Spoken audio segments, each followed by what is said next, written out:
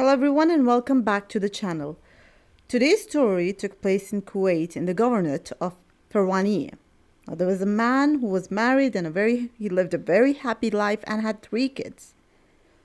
A boy who was 9 years, a girl who was almost 7, and a boy, his younger child was a boy who was of 6 years. His wife here, she had a job and she thought that she had lots of responsibilities, her children, her job itself, the house itself.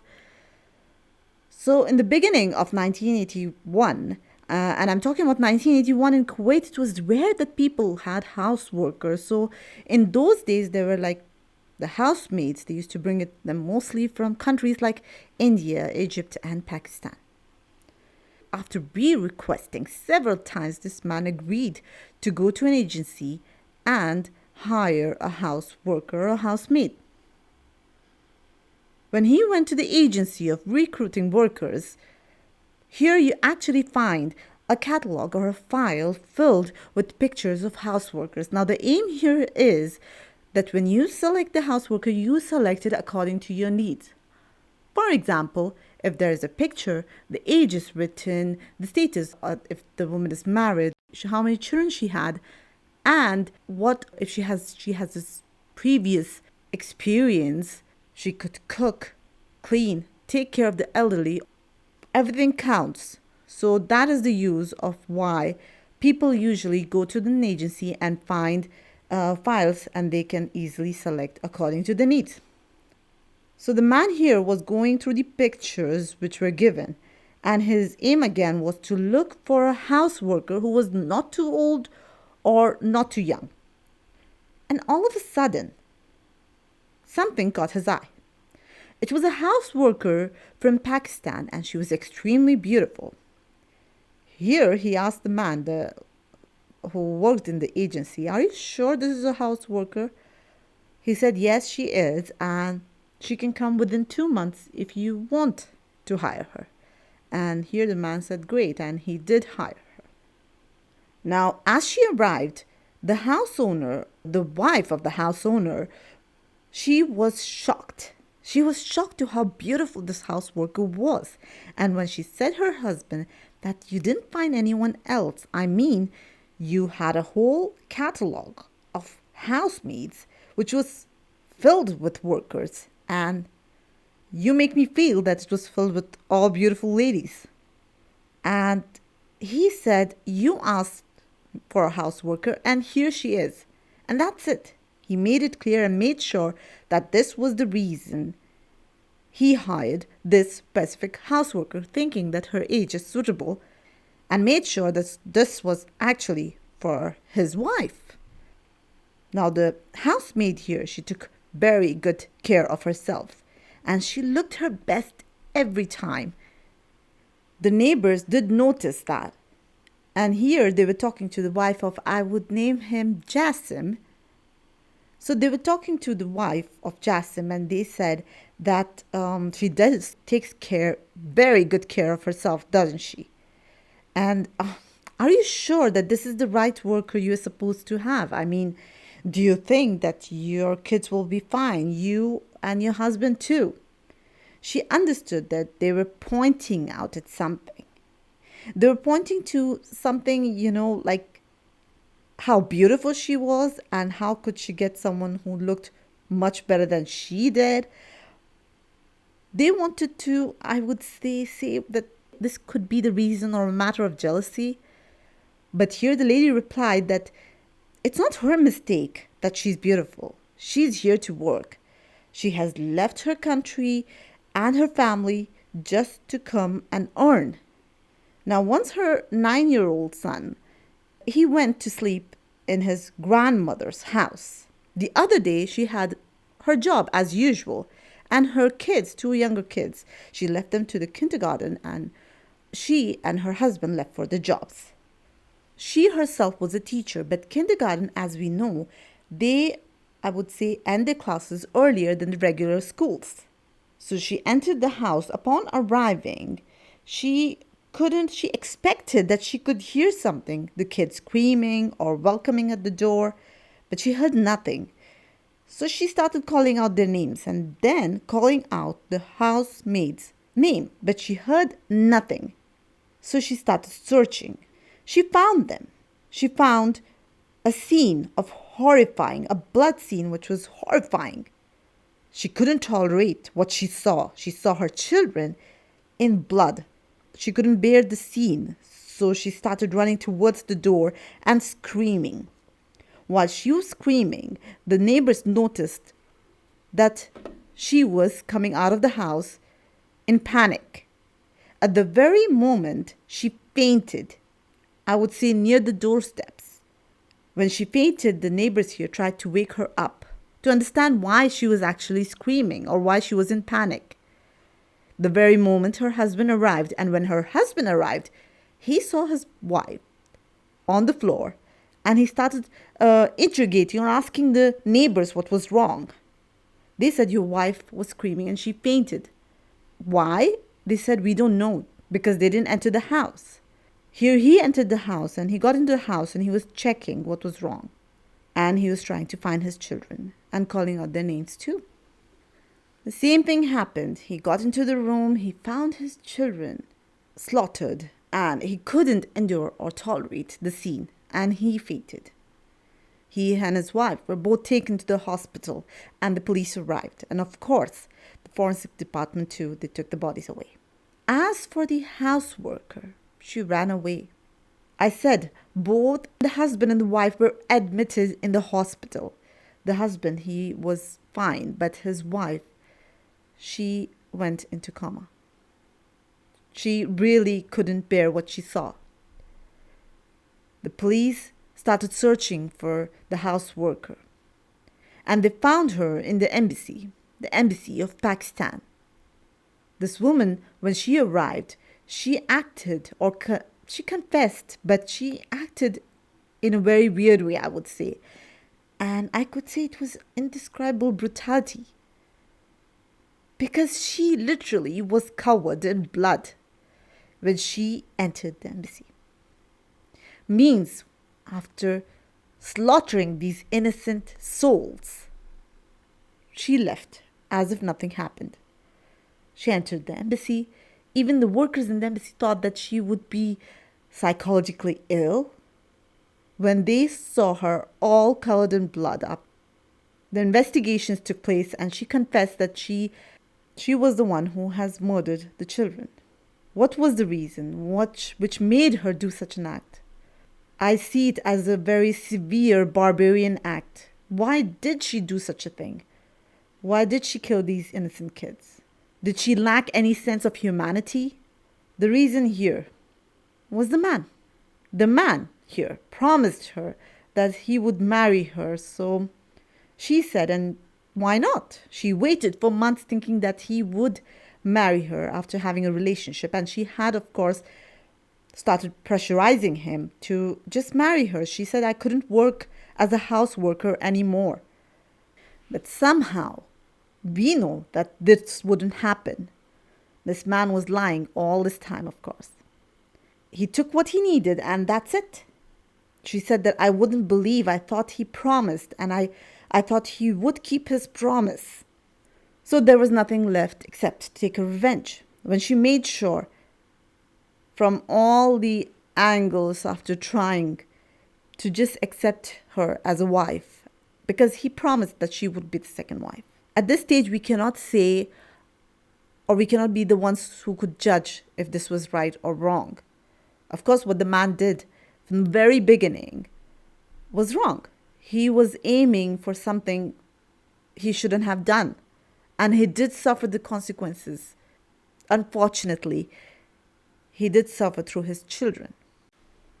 We should always keep in mind as human beings that when we hire or a specific house worker, or even in a shop, or if we have someone, I would say, working for us, is not our slave.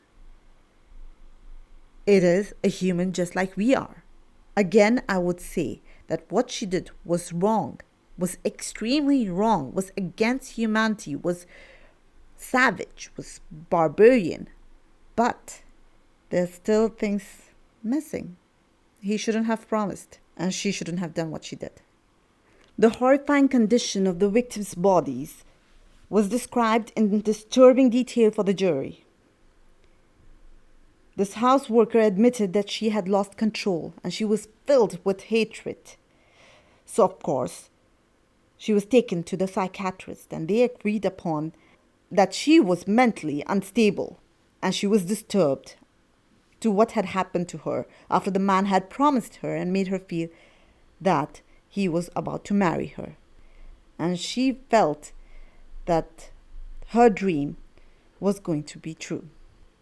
She was sentenced to life imprisonment, but unfortunately she escaped or was able to escape during the war which took place in 1990 in Kuwait. Now we have a second story which could be quite relatable to the story which I have said you at first, which can also be, I would say, covers violence and anger. The story here took place in 2015 in the Kingdom of Saudi Arabia. A 30-year-old man got married to a woman from a very good family. As he married, of course, he rented an apartment, and within the time period of 1 year, he was blessed with a boy. The woman and her husband, at the beginning of the marriage, the first year was, I would say, normal emotions of a human being. Sometimes one can be sad, angry, happy. But as soon as he thought that the responsibilities were increasing as he had a newborn, he couldn't handle. I would say he couldn't manage his anger. He became more aggressive, and even the slightest problem, he used to turn the house upside down. And eventually he would hit his wife and hurt her. The best this woman could do is to say her husband that I'm leaving, and she could go to her family member's house or family's house. But somehow he used to apologize and say, I wouldn't do that again. And he used to go back and be aggressive. And I would say impulsive or violent behavior to a woman with or without reason, and hitting her could be the beginning of a never-ending torture. Once he took his wife and he was going to Mecca, to the house of his family members. On his way, he was maybe having a conversation with his wife, and it turned out to become a fight. And while fighting, they were screaming. And while screaming, the baby was crying. The baby is crying because he's just a baby. And she was screaming, and he was screaming, asking her to shut the baby up. She said or replied that, how would I keep the baby or shut the baby up? He is a baby and he's screaming. He's crying. He started hitting her while driving. This kind of behavior, or him in this behavior, he was overreacting to situations with a very, I would say, a baby crying would be a normal situation, but with anger outbursts, this man literally started hitting his child, who was only 3 months old. After hitting his child, he started screaming and saying that I'm disturbed and sick of this life. I cannot live this way anymore. And he was at the moment of anger, at its peak.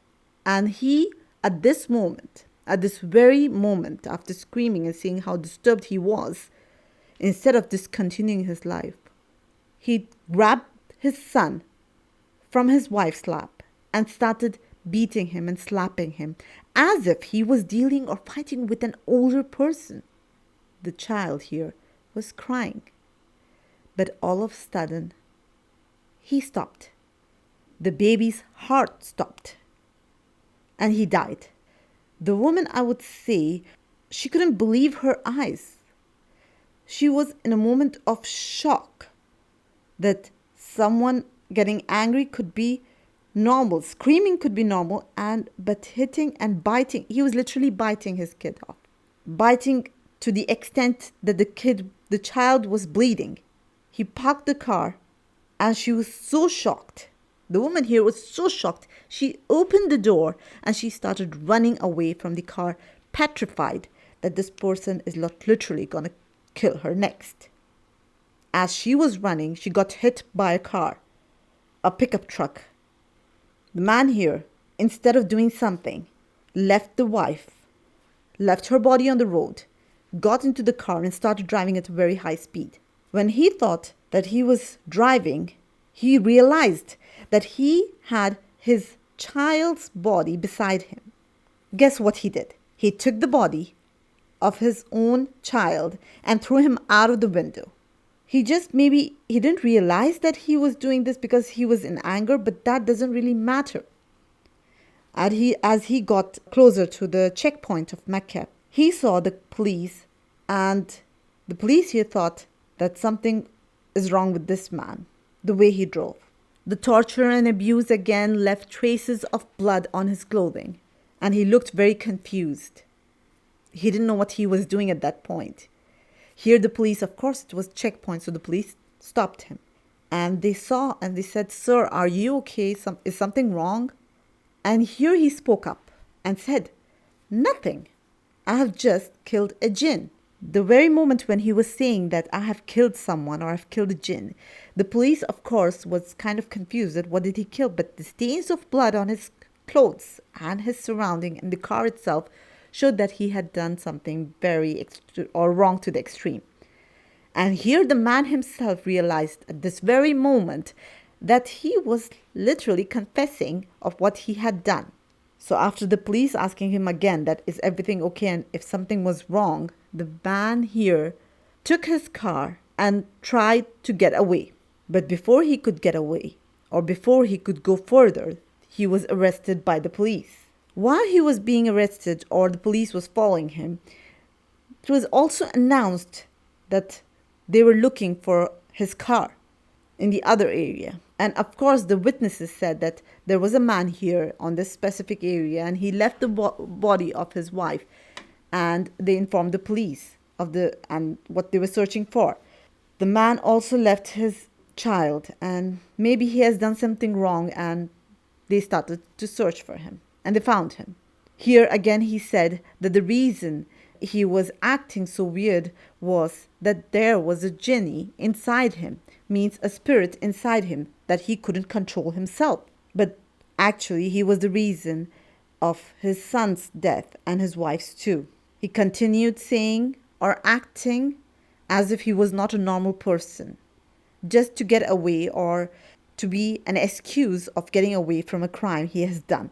They sent him to the prison, and then they actually found out that he was normal and there was nothing wrong with him whatsoever, and he was very perfectly mentally fit. He was sentenced to 15 years of imprisonment, and his only reason he could say was it was the issue of anger management. He was also given 1,000 lashes. This person here couldn't tame his temper, and it led to something he or anyone could regret all their lives. It's just a moment of anger.